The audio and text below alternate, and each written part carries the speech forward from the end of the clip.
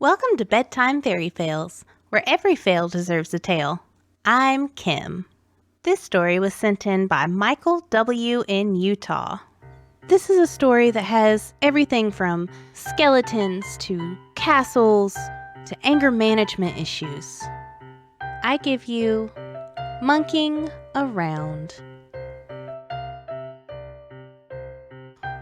Once upon a time, there were a group of heroes who had been chasing a vampire necromancer around his castle for ages. Everyone was tired of being there. It felt like they had been trapped in a never-ending Scooby-Doo chase scene. After much running back and forth across hallways and several lost pairs of glasses, they had finally cornered the necromancer in the dungeon. Let me set the scene for you. Our heroes are hiding in one room at the end of the hallway, and about 40 feet away at the other end of the hallway, and technically next door, Vladdy the Baddie is holed up, waiting for them. And just like a good serial killer, after this much chasing, our heroes are not about to let him leave here alive. Our heroes are lobbing everything they've got at this guy. Darts, shotgun pellets, crossbow bolts, and some really hurtful insults. All your friends are dead. Go bang yourself. Meanwhile, Vladdy is throwing down some pretty powerful fireballs and lightning spells. And this means that our heroes are actually taking a bit of a beating, whereas Vladdy is only nursing some very hurt feelings. All your friends are going to be dead. Now, one of the party members was a monk. He was incredibly strong to start with, and had spent most of his journey hunting down magic items to buff himself up even more. Now pair that with some anger issues from being abandoned in a monastery at a young age, and we have a recipe for disaster.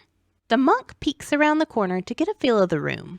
Vladdy is casting from behind two enormous reanimated skeletons. Each skeleton is dressed in full plate armor and equipped with tower shields. So trying to rush up and punch this guy is a terrible idea. So he decides to run up and punch the guy. The monk gets about halfway down the hallway and stops. Something just feels off. Where are the fireballs? Where are the lightning bolts? He decides the best option is to throw another dart and one more particularly hurtful insult. Hey, get a tan, you pasty toe. Vlad's lip trembles a bit, but he quickly composes himself and finds his resolve. Vladdy makes eye contact with the monk. Neither blinks. Then the necromancer begins to smile.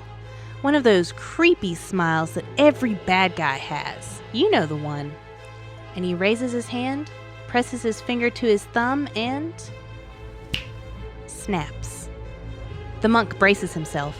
Surely he's about to be turned into dust, or a frog, or something else extremely inconvenient.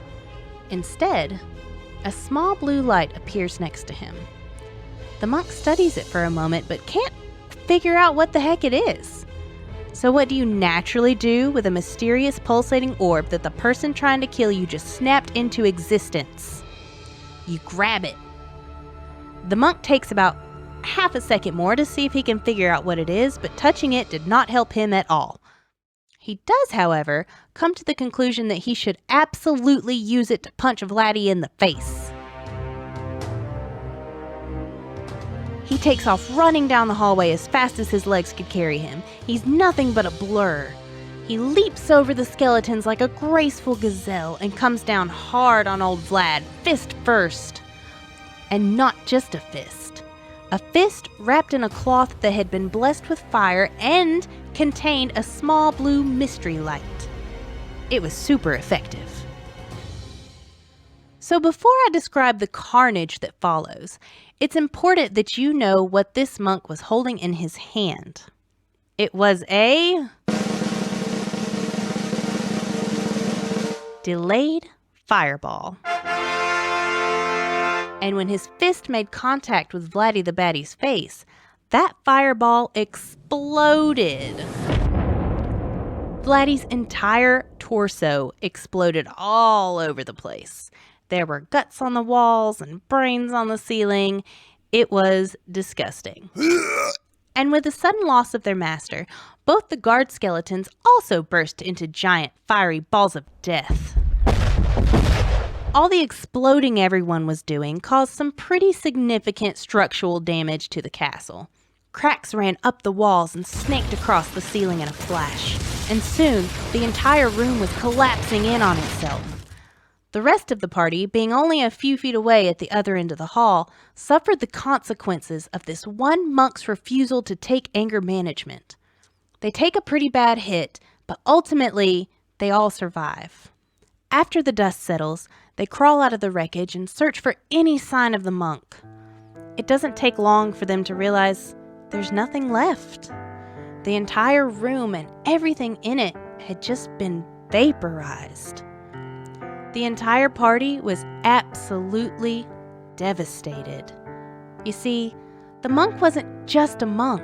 The monk was their friend, their comrade, and most importantly, he was the one who had been carrying their bag of holding.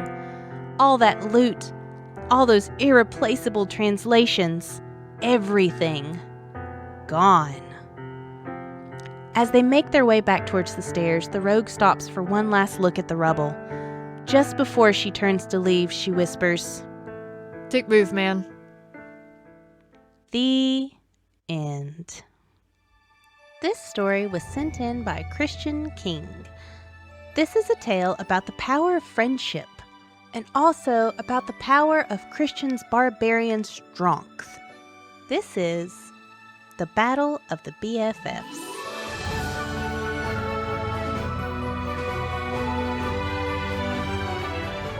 Once upon a time, in this small party of heroes, there was a barbarian fighter named Thorvain Stronkth Mountainborn.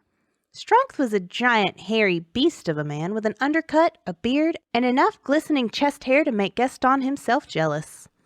And our hairy Goliath had a best friend. The best friend was a tiny little gnome wizard named Zildon Flitvick. They did everything together. They fought monsters together, they went to parties together, they slept together at their separate campsites. They were like those videos of a lion befriending a puppy. Adorable. Now this group of heroes had managed to piss off a different group of people, which of course, that happens a lot in D&D. Almost as if strategically devised to further a plot. But anyway, our listener didn't tell me exactly how they pissed off the other group, so I took the liberty of filling in the blanks myself. You see, this other group of people also had a barbarian and gnome wizard pair of best friends, and they decided that our heroes were just a bunch of phonies.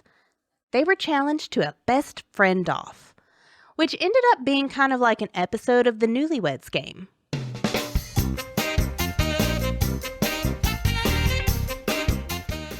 What is Stronkth's goal in life? To suplex a dragon and pin a giant. Competing gnome. Same question. Probably world domination? We're sorry. The correct answer was to star in a Broadway show. Our hero best friends win, obviously.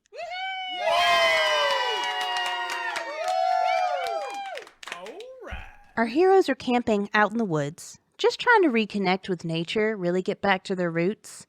Just as they're on their second verse of Kumbaya, there's an ambush. The opposing best friend group has come to exact revenge and reclaim their rightful title as BFFs, or Biffles. The party jumps up from their seats around the fire. There's arrows flying, people charging and yelling. It's chaos. Then Stronkth turns to look at Zildon. It was as if it was all happening in slow motion. He watched as the barbarian of the opposing group swung his weapon towards his biffle. It hit him square in the ribs. Stronkth saw red. He also heard some dubstep playing in his head, which if you ask me, sounds like a serious indication he should see a specialist. But you know, cue the music. Zildon, using the quick thinking that won him the Biffle title, casts Autoluke's Resilient Sphere. It completely encapsulates the barbarian in what is essentially a giant impenetrable hamster ball that's also weightless. Stronkth takes a second to power up Super Saiyan style, only much quicker, and takes off towards the boss. All the while, an emotional montage plays in his head. He remembers skipping through fields with Zildon on his shoulders, murdering hordes of orcs together. How his best friend would have comforted him if he had been a person that cries. But he totally isn't, except that one time. Stronkth approaches the barbarian, preparing to swing his maul, and swing he does. Like Babe Ruth at the World Series, he swings his giant hammer with the force of Thor wielding Mjolnir. It connects with this magical hamster ball, and remember, this sphere is completely weightless. So what happens when an unstoppable force meets a very, very movable object? That sphere launched into the air at an unbelievable speed. The sound of the hit echoed through the forest. Everyone stopped. They stood open-mouthed in disbelief as the loser barbarian soared higher and higher, disappearing above the clouds. And that is how Stronkth sent the first man into outer space. Zildon made a full recovery, and he and Stronkth were never challenged for the title of Biffle ever again. And they lived happily ever after. The end.